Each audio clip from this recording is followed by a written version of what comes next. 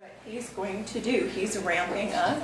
I'm terrified that he's going to just ramp up because go out into my world without the fear that he's going to ramp up. Guy Benny, and what he's done and what he's probably going to do is he's ramping up. They're also afraid that because of his ramped up efforts and to them, that the next step is that I will probably get the email or the phone call or he'll show up. But you never got any of those, right? That's correct, not yet. Thank you.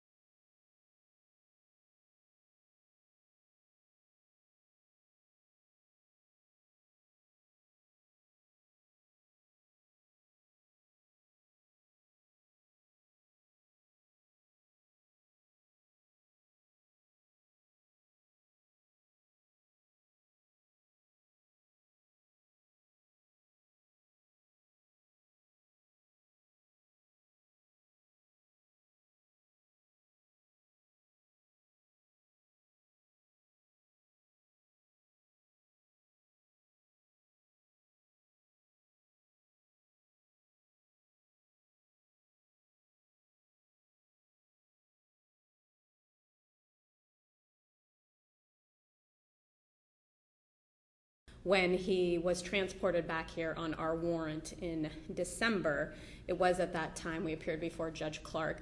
We'd had new information about 4 days after the original charges in June were filed that this was going to be elevated to an attempt murder. We didn't have the information at the time he was booked initially. So we had the new charges. The defendant was aware of them. Mr. Downs had communicated to Oregon that these were the charges. Everyone was aware that it was coming. We're waiting to file until he came back to Washington. So we did the amended information at that point with the attempt murder 1 and the multiple no contact order violations for letters he allegedly sent from Oregon to the victim in this case when he was incarcerated on that no bail hold over there.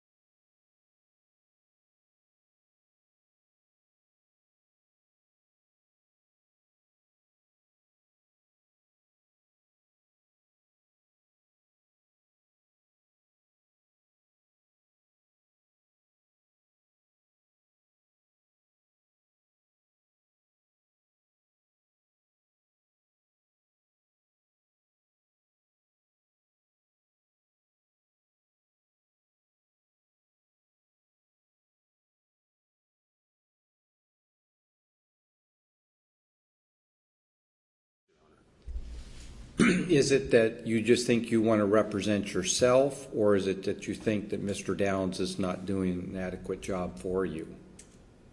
It's more that I believe there's been ineffective counsel, Your Honor. It's been almost 10 months since these charges were filed, and there's been multiple requests I've made to advance the investigation and prepare for trial or a plea, and virtually none of those requests have been heeded.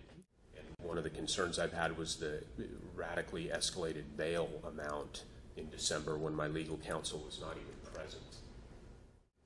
I've worked as diligently as I can with limited access to the law library to understand those definitions, and I believe I have a reasonable understanding, certainly more than has been presented so far in my case.